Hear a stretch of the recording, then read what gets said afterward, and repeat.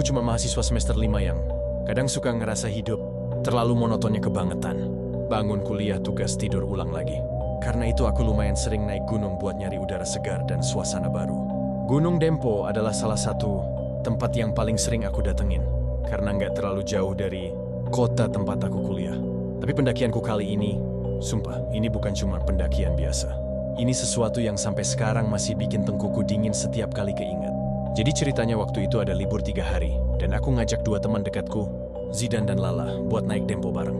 Zidan tipe orang yang lumayan penakut, tapi sayang sama pemandangan alam. Sedangkan Lala, dia berani, tapi kadang suka terlalu santai, dan itu kadang bikin aku deg-degan sendiri. Sebelum berangkat, kita sempat mampir ke rumah salah satu warga buat nitip motor. Bapak-bapak yang jaga pos itu bilang satu hal yang nadanya kayak serius banget. Di Dempo itu jangan ambil apapun ya.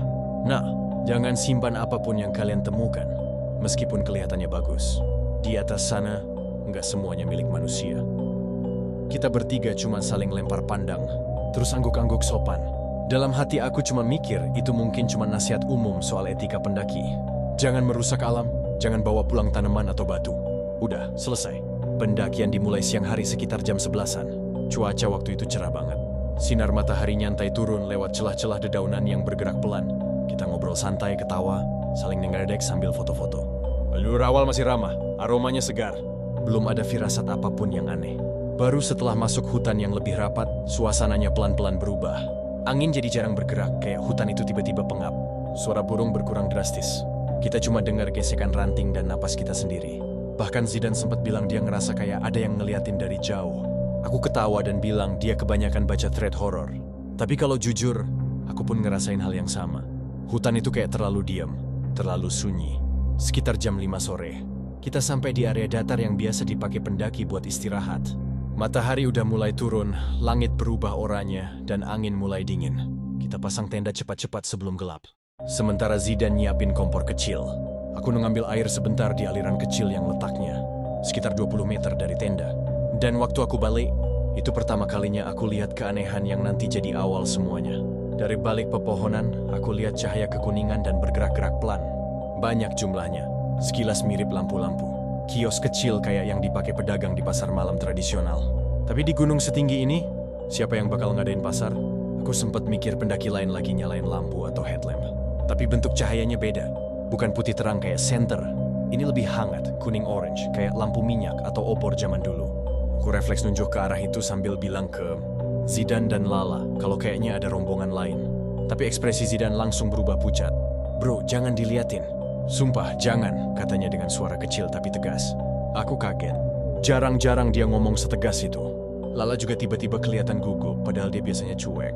Dia bilang dia sempat dengar cerita tentang pasar gaib Dempo dari sepupunya. Katanya kadang, pas malam menjelang maghrib atau pas kabut turun, pendaki bisa lihat semacam pasar yang ramai tapi bukan pasar manusia. Aku masih mikir itu cuma mitos. Tapi saat aku ngelihat lebih fokus, aku sadar kalau cahaya-cahaya itu bukan cuma cahaya. Di antara redupnya lampu, ada bayangan-bayangan yang gerak.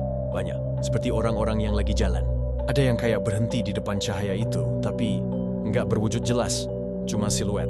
Dan yang bikin bulu kuduku merinding, gerakan mereka nggak menghasilkan suara apapun.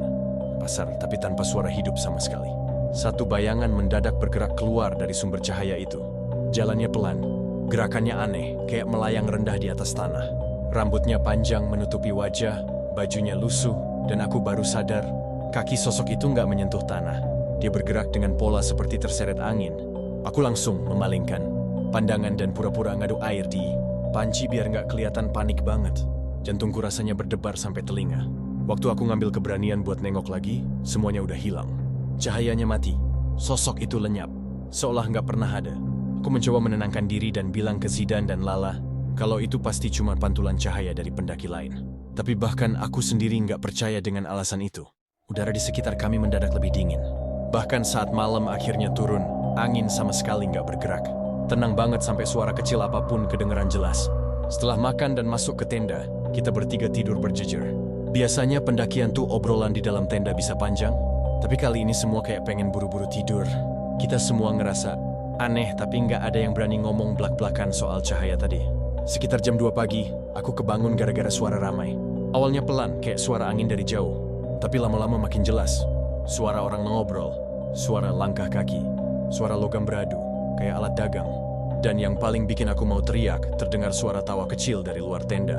Tertahan pelan tapi jelas banget. Aku melirik Zidane dan Lala. Mereka juga kebangun. Wajah mereka panik. Zidane langsung meletakkan jari di bibir, memberi tanda agar kita diam. Aku langsung nahan napas. Suaranya makin lama makin dekat. Kayak pasar beneran tepat di luar tenda. Bahkan aku bisa dengar suara seseorang ngomong cepat, mirip orang nawar harga. Tapi yang bikin semuanya makin kacau adalah saat aku melihat dari sela kain tenda, ada siluet kaki berdiri di luar. Bukan satu, ada banyak. Seolah kita dikelilingi oleh orang-orang yang lagi ngepung tenda. Tapi kaki-kaki itu bentuknya aneh. Ada yang terlalu panjang, ada yang terlalu kurus, ada yang bengkok nggak wajar. Dan beberapa tidak menyentuh tanah, melayang setinggi mata kaki. Lala menggigil dan nutup mulutnya biar nggak nangis keras. Aku bisa ngerasain dia gemetar. Jujur aku sendiri hampir nggak kuat. Napasku pendek-pendek kayak orang habis lari. Lalu suara seorang perempuan terdengar sangat jelas dari luar, tepat di depan pintu tenda. "Ti, mau beli sesuatu?" Suara itu pelan, halus, tapi dinginnya kebangetan. Setiap kata kayak menusuk. Aku langsung merapatkan tubuh, menahan diri biar nggak teriak. Tangan Lala mencengkeram lenganku kuat banget sampai sakit. Sosok di luar itu kemudian seperti membungkuk. Bayangannya kelihatan lebih rendah dari sebelumnya. Dan tiba-tiba, dari resleting tenda yang sedikit terbuka, ada tangan pucat masuk ke dalam. Tangan itu panjang, kurus, dingin, dan seolah meraba-raba mencari sesuatu. Aku tutup mulutku sendiri pakai tangan agar nggak teriak spontan. Tubuhku gemetar parah. Zidane baca doa cepat-cepat. Suara-suara di luar makin banyak, seperti seluruh pasar pindah ke depan tenda kita. 5 menit terasa sejam, sampai akhirnya semua suara itu hilang begitu saja. Sunyi total. Tangan itu perlahan keluar dan bayangan kaki-kaki itu memudar. Kami bertiga hanya mampu saling tatap basah keringat dan pucat. Dan disitulah aku sadar satu hal. Apapun yang kita lihat malam itu, bukan hal yang seharusnya kita lihat. Dan seharusnya saat itu juga kita langsung balik turun. Tapi kita nggak tahu bahwa kejadian paling parah justru baru akan dimulai. Setelah kejadian mengerikan malam itu, kita bertiga cuma bisa duduk terpaku di dalam tenda sampai matahari muncul. Benar-benar nggak ada yang tidur. Lala sesekali nangis tanpa suara sementara Zidane terus baca doa sambil memegangi botol air minum yang udah hampir kosong. Aku sendiri cuma bisa memandangi dinding tenda sambil ngerasain detak jantungku yang terus nggak stabil. Rasanya kayak mimpi buruk, tapi sayangnya aku sadar penuh kalau semua itu beneran terjadi. Begitu langit mulai agak terang dan suara-suara burung kembali terdengar, kita akhirnya berani keluar.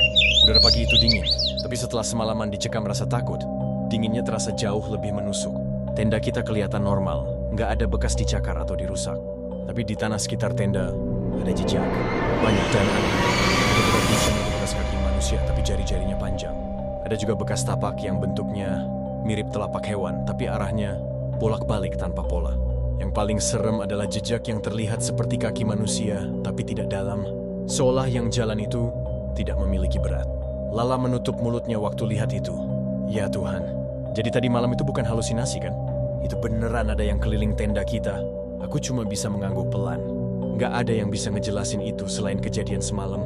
Zidane tiba-tiba bilang dengan suara tegas, "Kita turun sekarang." Gua nggak peduli puncak, gua nggak peduli rencana awal. Kita harus turun. Dan untuk pertama kalinya, aku sepenuhnya setuju. Aku bahkan nggak mau 1 jam lagi di tempat itu. Kita buru-buru masuk tenda buat bongkar dan beberes barang. Tapi baru setengahnya dibereskan, aku merhatiin sesuatu yang bikin bulu kuduku berdiri lagi. Di samping tenda, sedikit tertutup semak, ada sebuah benda kecil. Bentuknya seperti gelang kayu. Gelang itu bulat, ukirannya kasar tapi indah. Dan kayunya terlihat tua banget, kayak peninggalan zaman dulu. "Ini punya siapa?" tanya Lala sambil memungut gelang itu. Aku dan Zidane saling pandang. Nggak ada dari kami yang punya gelang kayak gitu. Dan kami yakin 100% gelang itu nggak ada semalam. Karena kita nggak mungkin tidur deket barang yang bukan punya kita. Zidane langsung marah, wajahnya pucat kayak orang kehilangan darah. "Lala, taruh! Jangan disentuh. Itu bukan barang kita." Lala kaget, tapi malah makin penasaran. Dia bolak-balik lihat gelang itu sambil bilang, "Tapi ini cuma gelang kayu biasa. Raf, mungkin ditinggal pendaki lain." Aku mendekat, dan jujur, aku pengen bilang kalau itu cuma barang biasa. Tapi begitu aku berdiri beberapa langkah dari gelang itu, aku ngerasa hawa dingin tipis keluar dari benda itu. Kayak benda itu punya aura sendiri. Terlalu dingin untuk ukuran gelang kayu. Zidane ngambil gelang itu dari tangan Lala dan langsung ngasih ke aku. "Buang sekarang, jangan simpan." Tapi saat aku mau lempar jauh, Lala tiba-tiba bilang, "Jangan. Itu bisa aja barang orang." Nada suaranya berubah. Ada sesuatu di tatapan matanya yang bikin aku merinding. Seperti dia berat banget buat melepas gelang itu. Seolah gelang itu memanggil dia. Astaga, lu kenapa sih? Aku ngomong pelan. Barang kayak gini nggak boleh diambil lah.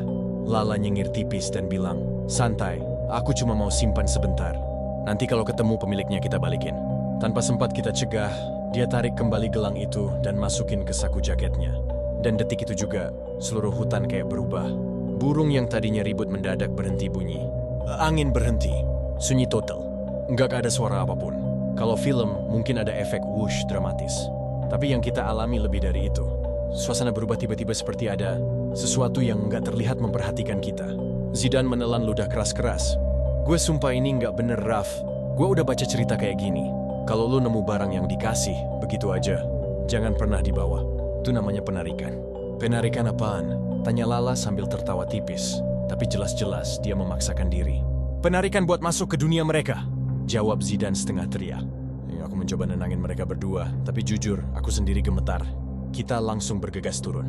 Langkah kita cepat, bahkan hampir lari. Jalur yang biasanya mudah terasa jauh lebih menakutkan. Kabut mulai turun padahal matahari masih tinggi. Kabutnya tebal dan menggulung pelan seperti asap dari bawah tanah. Setiap kali aku menoleh ke belakang, aku merasa kayak ada sesuatu yang bergerak mengikuti kita dari jauh. Bukan binatang, rasanya lebih sadar. Beberapa kali Lala ngerasa ada yang manggil namanya. Dia berhenti tiba-tiba, terus nanya, kalian manggil aku ya? Padahal aku dan Zidane nggak ngomong apapun. Tapi yang paling serem adalah waktu kami sampai di tepi jalur. Berbatu yang lumayan licin. Di situ Lala tiba-tiba berhenti lagi dan bilang, kalian nggak dengar? Ada yang nyebut nama aku barusan. Suaranya dari belakang. Zidane langsung narik tangan Lala. Nggak ada yang manggil. Itu mereka. Jangan ditanggapi. Aku bener-bener ngerasa kita sedang diawasi dari segala arah. Kayak hutan itu punya mata.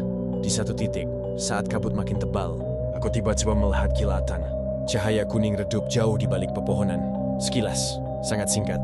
Tapi aku tahu itu cahaya yang sama seperti semalam. Cahaya itu bukan kepala pendaki, bukan lampu.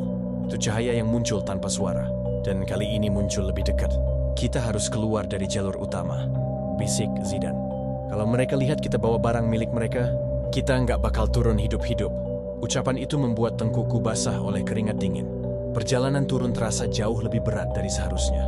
Setiap langkah terasa berat, seolah ada yang menarik kita pelan-pelan. Hutan terasa hidup, kabut menutup semua arah. Bahkan suara langkah kita bergema aneh. Seperti ada bola langkah lain mengikuti dari belakang dengan ritme sama. Setelah 2 jam yang terasa kayak semalaman, akhirnya kita melihat cahaya kampung dari kejauhan. Jujur aku hampir nangis lega. Tapi anehnya, baru kali itu aku merhatiin wajah Lala benar-benar pucat dan matanya kayak mengantuk berat. Lala, lu kenapa? Tanya aku. Dia cuma jawab lirih. Aku capek. Kayak ada yang narik aku dari belakang. Dan waktu dia ngomong itu, aku baru sadar satu hal. Gelang kayu itu. Entah kenapa, kini warnanya sedikit lebih gelap daripada saat pertama kali ditemukan. Seolah benda itu berubah. Seolah benda itu hidup. Dan itu baru awal mimpi buruk yang bakal kita hadapi malamnya. Begitu kaki kami akhirnya menginjak jalan berbatu menuju kampung paling bawah, rasanya seperti beban besar jatuh dari dada. Rumah-rumah kecil mulai kelihatan. Suara ayam dan aktivitas warga pelan-pelan terdengar lagi. Tapi anehnya, bukannya lega sepenuhnya. Aku justru makin gak tenang. Ada rasa kayak sesuatu dari hutan itu belum selesai sama kita. Zidane langsung ngajak mampir ke rumah warga tempat kita nitip motor. Bapak penjaga pos yang tadi sore ngingetin soal larangan bawa pulang apapun, itu kaget waktu lihat wajah kami. Kalian kenapa pucat begitu? Tanyanya sambil ngeliatin satu-satu. Zidane cuma bilang pelan, Pak, kita lihat sesuatu. Bapak itu langsung berhenti ngomong. Ekspresinya berubah serius. Dia perlahan menutup pintu pos dan nyuruh kita duduk di bangku kayu. Suasana berubah jadi kayak ruang interogasi. Apa yang kalian lihat? Tanyanya tanpa basa-basi. Aku dan Zidane saling lempar pandang. Tapi Lala yang pertama buka suara. Kami lihat cahaya apa? Banyak, kayak lampu-lampu di pasar malam. Terus ada bayangan-bayangan. Terus tadi pagi ada gelang kayu aneh di dekat tenda. Bapak itu terdiam. Pandangannya tertuju ke saku jaket Lala. Seperti dia tahu gelang itu ada di sana. Pelan-pelan dia berdiri dan mengatakan sesuatu yang bikin seluruh tubuhku dingin. Tolong, bilang sama bapak kalian gak bawa pulang benda itu. Seketika ruangan jadi tegang. Lala yang tadinya santai langsung meremas ujung jaketnya. Dia bahkan memalingkan wajah, kayak nahan sesuatu. Dan ini bikin aku sadar, ada yang gak beres dengan dia. Zidane mengangguk cepat-cepat. Lala memang bawa pulang, Pak. Dia simpan gelang itu. Dan kita gak tahu harus gimana. Wajah bapak itu berubah panik. Cepat kasih sini. Jangan dibawa keluar kampung. Kalau sudah dibawa pulang ke rumah, kalian akan susah lepas. Lala bergetar, tapi bukan karena takut. Ini lebih seperti dia nggak mau ngasih benda itu ke siapapun. Kenapa harus dikasih? Katanya pelan, suaranya berbeda. Bukan nada Lala biasanya. Ada getaran aneh di dalamnya. Ini cuma gelang biasa. Aku mulai merinding. Suara Lala seperti bukan suaranya. Lala tolong, kataku pelan sambil mendekat. Itu bahaya. Sebab ini bukan sembarang orang, dia pasti tahu. Tiba-tiba Lala berdiri cepat dan mundur selangkah. Wajahnya dipucat kedua matanya merah karena kurang tidur. Tapi ada sesuatu yang lain di ekspresinya. Semacam perlawanan, tapi bukan kepada kita. Lebih kepada sesuatu yang menempel padanya.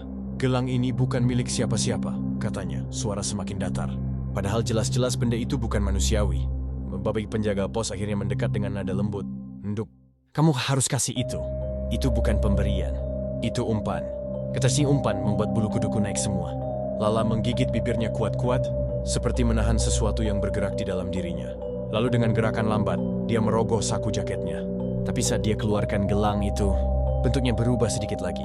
Gelang itu sekarang lebih gelap, seperti kayunya basah, dan ukirannya tampak lebih dalam, seperti baru saja berdenyut. Aku cuma bisa menelan ludah. Lala menyerahkannya ke bapak itu, tapi tangannya gemetar parah, seperti lagi melepaskan sesuatu yang nempel di kulit. Begitu gelang itu berpindah tangan, Lala langsung jatuh terduduk. Napasnya berat. Dia seperti baru lepas dari cekikan. Bapak penjaga pos buru-buru membungkus gelang itu dengan kain hitam, mengikatnya berkali-kali, lalu meletakkannya dalam kotak kayu kecil di sudut ruangan. Dok, nak, kalian tadi malam sudah masuk wilayah mereka. Kalau kalian lihat pasar itu, seharusnya kalian jangan lama-lama di situ, katanya sambil duduk kembali. Pasar itu bukan buat mata manusia. Yang lihat biasanya dipanggil buat masuk. Aku merinding keras. Dipanggil masuk, ulangku. Ya, katanya. Kalau kalian ngeliat, itu artinya kalian dianggap tamu. Dan kalau kalian sentuh atau bawa barang dari sana, itu tandanya kalian sudah dianggap belanja. Zidan langsung pucat. Makanya tadi malam mereka keliling tenda, bapak itu mengangguk. Nih, mereka mencari jenot siapa yang mengambil barangnya. Dari posisi duduk nih, Lala tiba-tiba bilang lemah, tapi aku cuma pegang sebentar. Bagi mereka sebentar itu cukup, jawab bapak itu. Mereka akan mengikuti Dort sampai barangnya kembali. Kalau benda itu sampai dibawa jauh dari gunung, sampai rumah atau kota, kalian akan dibawa kembali ke tempat itu. Aku merasakan perutku mules. Jantungku sakit. Pikiran langsung lari ke kejadian tadi pagi. Suara-suara aneh yang manggil nama Lala. Dinginnya gelang itu, kabut yang tiba-tiba muncul. Kami masih dikutsi, tanyaku lirih. Bapak itu menarik napas panjang. Untuk Sasteni? Nah, karena barangnya sudah kembali. Tapi, kalian bertiga sudah tercatat malam itu. Biasanya dalam 3 hari, ya mereka baru akan mencoba datang lagi. Darahku seolah berhenti mengalir. 3 hari? Ulang Zidan pelan. Iya, 3 hari adalah waktu mereka memutuskan. Apakah kalian masih dianggap tamu atau tidak? Kalau dalam 3 hari tidak terjadi apa-apa, kalian aman. Tapi kalau dalam 3 hari ada tanda, kalian harus kembali ke sini untuk dibersihkan. Tanda apa? Tanyaku cepat-cepat. Bapak itu menatap kami satu persatu, matanya penuh kekhawatiran. Tanda yang paling umum biasanya mimpi pasar itu datang lagi. Atau tuh suara-suara yang memanggil kalian. Atau Da yang mengetuk pintu rumah kalian malam-malam. Aku langsung merinding dari ujung kepala sampai kaki. Lala menutup wajahnya dan mulai menangis. Pak, kalau kami turun gunung aja udah diganggu. Di rumah kami gimana? Makanya, jawab bapak itu pelan. Jangan tinggalkan kampung ini malam ini. Kalian minimal istirahat dulu di rumah warga sini sampai besok pagi. Jangan berpisah dulu. Makin dekat satu sama lain, makin kecil kemungkinan mereka mendekat. Aku mengangguk cepat. Baik, Pak. Tapi sebelum kita sempat berdiri dan pergi, tiba-tiba kotak kayu tempat gelang itu disimpan. Bergetar. Pelan, lalu makin kuat. Sampai-sampai kain hitam di dalamnya terdorong sedikit keluar. Lala menjerit kecil dan mundur. Aku langsung berdiri, refleks jantungku seperti mau copot. Bapak itu buru-buru menekan kotaknya sambil membaca sesuatu yang aku nggak ngerti. Tapi meskipun kotaknya dipegang, getarannya tetap terasa. Seolah gelang itu ingin keluar. Dan waktu dia buka sedikit kain penutupnya, dari dalam kain itu terdengar suara kecil, lirih, seperti suara perempuan. Bang, beli apa bang? Suara itu sama, identik, persis. Seperti suara yang kemarin malam muncul di depan tenda. Aku langsung memalingkan muka dan merasa seluruh tubuhku mati rasa. Bapak situ menutup kotaknya cepat-cepat, wajahnya pucat. Saking pucatnya sampai bibirnya ikut memutih. Kalian harus benar-benar ikut arahanku, katanya pelan tapi tegas. Malam ini jangan sampai sendirian. Jangan sampai ketiduran di luar ruangan. Dan kalau kalian dengar suara apapun, dengan disaut. Aku menelan saliva dengan susah payah. Lala menangis pelan. Zidan memegangi kepalanya. Dan di situ, aku sadar satu hal. Apa yang kita lihat di gunung tadi malam bukan cuma kejadian iseng makhluk gaib. Itu adalah konawal dari sesuatu yang lebih besar. Sesuatu yang belum selesai. Dan 3 hari ke depan, mungkin akan menentukan hidup atau mati kami. Angin di antara hutan Gunung Dempo terasa makin dingin ketika aku dan Yuda terus mengikuti suara gamelan yang entah kenapa makin jelas. Padahal sebelumnya terdengar seperti datang dari kejauhan. Suara-suara itu, kentongan kecil, gong halus, ditambah seperti ada suara banyak orang yang lagi ramai ngobrol, seolah mengelilingi kami. Setiap langkah yang kami ambil membuat suara itu terdengar seperti semakin dekat, semakin nyata, seperti kami tinggal beberapa meter dari sumbernya. Padahal, kalau dipikir-pikir sekarang, kami sebenarnya sudah mulai masuk terlalu jauh. Tapi waktu itu, rasa penasaran campur nyalinya, Yuda yang sok-sokan, bikin kami nggak sadar kalau arah langkah kami itu salah besar. Dan yang paling aneh adalah, jalur yang kami lewati terasa beda dari jalur pendakian biasa. Tanahnya halus, nggak banyak akar, dan pohonnya seperti berjajar rapi. Sama sekali nggak mirip hutan liar Gunung Dempo. Itu kayak jalur yang memang disiapkan. Aku mulai ngerasa ada sesuatu yang nggak benar. Kayaknya kita harus balik aja, bisikku pelan. Rasanya tenggorokanku kering, dan langkahku otomatis melambat. Yuda nengok sambil nafasnya agak ngos-ngosan. Dikit lagi, Ra. Suaranya deket banget. Paling itu warung pendaki yang diceritain orang-orang di pos. Mungkin kita salah dengar jalurnya. Tapi aku tahu itu bukan warung. Suara itu terlalu nggak wajar. Kayak bukan dari dunia kita. Tepat ketika aku mau narik ransel Yuda untuk maksa dia balik, tiba-tiba semua suara itu hilang. Benar-benar hilang. Seketika, hutan tiba-tiba jadi sunyi. Kayak ditutup karpet tebal. Nggak ada suara angin. Nggak ada suara serangga. Nggak ada daun yang bergesek. Senyap total. Dan kalau alam mendadak setenang itu, tandanya ada yang salah. Stop! Kataku lagi, kali ini suaraku lebih tinggi. Ini bukan normal. Kami berdua berhenti. Dan saat itulah, dari arah semak-semak di depan kami, muncul cahaya kecil. Awalnya cuma seperti kunang-kunang, tapi beberapa detik kemudian cahaya itu makin gede, makin terang, lalu semakin banyak. Ada banyak sekali titik cahaya yang muncul bersamaan, seperti barisan lampu-lampu kecil yang disusun membentuk jalur. Lalu kami melihatnya. Di depan kami, yang tadinya cuma hutan gelap, tiba-tiba terlihat seperti pasar. Iya, pasar, tapi bentuknya beda dari pasar modern. Ini lebih mirip pasar tradisional zaman dulu banget. Kayak di film-film yang menggambarkan masa kerajaan. Ada tenda kain kusam, ada warung bambu, ada meja kayu panjang. Bahkan aku bisa lihat bayangan orang-orang yang lewat. Bayangan, bukan tubuh. Karena sebagian dari mereka nggak nginjek tanah.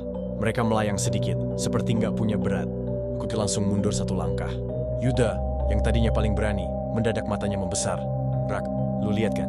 Iya, kita harus balik sekarang. Tapi pas kami mau balik, suara dari dalam pasar itu terdengar lagi. Suara yang halus tapi jelas. Ayo, mampir dulu. Aku dan Yuda terus berlari sekuat tenaga meskipun jalannya makin gak jelas. Pohon-pohon di sekitar kami rasanya one position, Freddy bergerak. Seakan hutan itu hidup dan sengaja menghalangi kami buat keluar. Nafasku terasa panas, kaki rasanya berat banget. Dan suara dari belakang, suara langkah-langkah cepat tanpa ritme. Suara tawa yang pecah, suara bisikan yang nyaris menempel di belakang telingaku, semua itu kayak makin mengikuti alur napas kami. Di kejauhan, ada 1 titik cahaya kecil. Awalnya aku kira itu headlamp pendaki lain. Harapanku langsung naik. Cahaya! Ayo kita sana. Yuda cuma ngangguk sambil ngos-ngosan. Tapi makin dekat, aku sadar cahayanya nggak stabil. Kadang terang, kadang redup, seperti nyala api kecil yang tertiup angin. Dan ketika kami makin dekat, aku nyesel banget bahkan berharap itu adalah pendaki lain. Cahayanya ternyata berasal dari sebuah obor kuno yang menancap di tanah. Dan di bawah obornya ada sebuah meja kayu usang, seperti meja warung zaman dulu. Di atasnya berjejer mangkuk-mangkuk tanah liat berisi bunga layu, kemenyan yang udah padam, dan sesuatu yang bentuknya mirip daging mentah. Bau anyirnya langsung nyerang hidungku. Rak, ini apaan? Yuda berbisik, suaranya pelan banget seakan takut sesuatu bakal dengar. Aku nggak tahu, jangan nyentuh apa-apa. Tapi sebelum kami sempat pergi, ada suara berat dari belakang meja itu. Sudah sampai, sosok itu perlahan berdiri. Tingginya hampir 2 meter. Pakaiannya seperti pedagang zaman kerajaan, tapi kumal dan bolong-bolong. Tubuhnya kurus banget, kayak tulang dibungkus kulit. Tapi yang paling bikin aku hampir jatuh adalah wajahnya. Matanya, bukan mata manusia, kosong, gelap. Dan dari sela-sela bibirnya yang pecah-pecah, keluar suara berderak seperti kayu patah. Kalian belum memilih, Begitu dia bilang itu, tiba-tiba angin besar menerjang dari belakang kami. Disusul suara-suara yang tadi membuntuti kami dari pasar tadi. Tawa pecah lagi, bisikan makin keras. Langkah-langkah cepat itu makin dekat. Aku langsung tarik tangan Yuda. Kita harus pergi sekarang. Tapi tubuhku seolah dilempar angin besar. Aku terpental, jatuh ke tanah, bauku sakit banget. Yuda ikut kebanting. Tanah di bawah kami rasanya bergetar kecil. Seolah ada sesuatu yang bangun dari bawahnya. Sosok pedagang tinggi itu bergerak perlahan, tapi setiap langkahnya seperti memakan jarak jauh. Dia tiba-tiba sudah berdiri, tepat di depan. Yuda, tangannya yang panjang, dan kurus itu terjulur. Jari-jarinya seperti cabang kayu kering. Ambil satu, hanya satu, agar kalian bisa pergi. Yuda menggigit bibir, tubuhnya gemetar. Aku nggak mau ambil apa-apa. Tapi kalian sudah melihat pasar kami. Suara pedagang itu semakin dalam. Kalian sudah datang jauh. Kalian sudah melewati batasnya. Aku berdiri dengan gemetar, mau narik Yuda pergi, tapi hawa dingin. Tiba-tiba naik dari tanah dan melilit kakiku seperti tangan-tangan kecil. Enggak. Aku panik sambil ngeronta. Dari balik pepohonan, sosok-sosok lain mulai muncul. Yang kepalanya kebalik, yang badannya bolong, yang matanya merah tanpa kelopak, yang jalannya ngesot. Semuanya mengelilingi kami dari segala arah. Yuda mulai menangis, suaranya pecah. Mereka ngepung. Aku tahu dah, tapi jangan ambil apa-apa. Jangan sentuh. Sosok pedagang itu mendekat ke wajah Yuda. Jaraknya cuma beberapa sentimeter. Nafasnya bau busuk kayak bangkai. Pilih satu. Panjang. Kalau tidak, kalian tidak akan kembali. Saat itu, aku lihat sesuatu berubah. Di wajah Yuda, entah kenapa dia seperti kehilangan fokus. Matanya kayak mulai kosong. Kayak sosok-sosok itu mempengaruhi pikirannya. Aku langsung teriak, Yuda, fokus, jangan lihat barangnya. Tapi terlambat. Dari sudut meja, ada satu benda kecil yang bentuknya kayak uang koin kuno. Warnanya hitam, tapi mengkilap. Kayak memanggil-manggil. Dan Yuda menyentuhnya. Begitu jarinya menyentuh koin itu, suara keras seperti jeritan puluhan orang pecah dari segala arah. Cahaya obor padam. Hutan langsung gelap. Sosok-sosok itu menghilang dalam sekejap. Seperti kabut yang tersedot masuk ke tanah. Pedagang tinggi itu pun lenyap bersamaan. Yang tersisa hanya angin dingin, hutan gelap, dan Yuda yang terjatuh di tanah sambil memegang koin itu erat-erat. Enggak, aku langsung panik. Yuda, lepas itu, buang! Buang sekarang. Tapi tangannya terkunci, kayak menempel. Bahkan aku coba tarik paksa, koin itu nggak mau lepas sama sekali. Aku nekat menampar tangan Yuda biar dia melepas genggamannya. Tapi yang keluar hanya suara kling halus. Dan koin itu langsung menghilang. Bukan jatuh, bukan terpental. Menghilang, seperti menembus kulitnya. Yuda terdiam. Matanya kosong, bengong ke satu titik. Badannya dingin kayak es. Jawab gue, lu kenapa? Aku mengguncang bahunya, tapi dia tetap diam. Dan tiba-tiba, dia tersenyum. Senyum kecil. Senyum yang bukan senyumnya. Senyum itu mirip dengan senyum-senyum makhluk di pasar tadi. Dada dan tengkukku langsung dingin. Dan satu hal yang pasti waktu itu, aku kehilangan Yuda, bahkan sebelum kami keluar dari Gunung Dempo. Rak, jangan balik ke sini nanti. Kalau udah di luar, jangan pernah nyari aku. Itu kalimat terakhirnya sebagai Yuda. Setelah itu, dia berbalik menuju arah suara-suara itu. Tubuhnya jalan pelan, seperti sedang melangkah ke rumah sendiri. Dan saat sosok-sosok itu muncul, sekilas aku lihat tangan-tangan panjang. Kain-kain putih kotor, mata kosong, kepala terbalik. Semuanya berkumpul, bukan buat menyerangku, tapi menyambut Yuda. Yuda melangkah masuk ke gelapnya hutan itu, dan menghilang. Aku mau mengingat, tapi angin besar menerjangku dari depan, mendorongku keras ke belakang. Tubuhku kebanting ke tanah, pandanganku bergetar. Saat aku berdiri lagi, jalan hutan sudah berubah total. Jalurnya kini lurus menuju keluar, seperti dipaksa membuka hanya untukku. Pulanglah, suara itu menggema dari segala arah. Dan aku lari. Aku tuh nggak tahu berapa lama aku berlari. Rasanya seperti berjam-jam. Ketika akhirnya melihat lampu-lampu kecil dari pos pendakian, tubuhku langsung jatuh tersungkur. Para pendaki yang jaga pos terkejut melihatku datang sendirian, pucat ketakutan. Mereka nanya Yuda. Aku cuma nangis. Tim penyelamat naik esoknya. Tapi hasilnya sama seperti cerita-cerita yang pernah kami dengar tentang orang hilang di Gunung Dempo. Yuda dan nggak ditemukan. Tidak jejak kaki, tidak pakaian, tidak barang-barangnya. Satu-satunya hal yang mereka temukan hanyalah bekas kayu gosong kecil, seperti bekas obor zaman dulu, di dekat jalur yang katanya sudah lama ditutup karena musabab aneh. Bulan-bulan setelah kejadian itu, aku sering mimpi buruk. Selalu mimpi yang sama.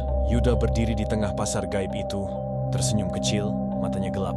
dan tangan kirinya memainkan koin hitam yang dulu dia ambil.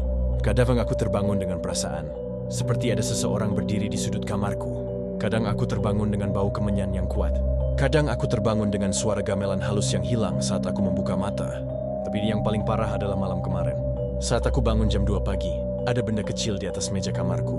Benda bulat, hitam, mengkilap. Koin itu. Ada secarik kertas kecil di bawahnya, ditulis dengan tulisan yang aku kenal. Aku udah balik. Rak, tapi bukan buat pulang. Tanganku langsung gemetar hebat. Karena aku tahu Yuda sudah benar-benar dibawa pasar itu. Dan sesuatu, entah apapun itu, sekarang sudah mengikuti aku pulang. Pasar gaib gunung. Dempo tidak pernah membiarkan seseorang keluar tanpa membawa pulang sesuatu. Dan jika bukan benda, maka yang dibawa pulang adalah mereka.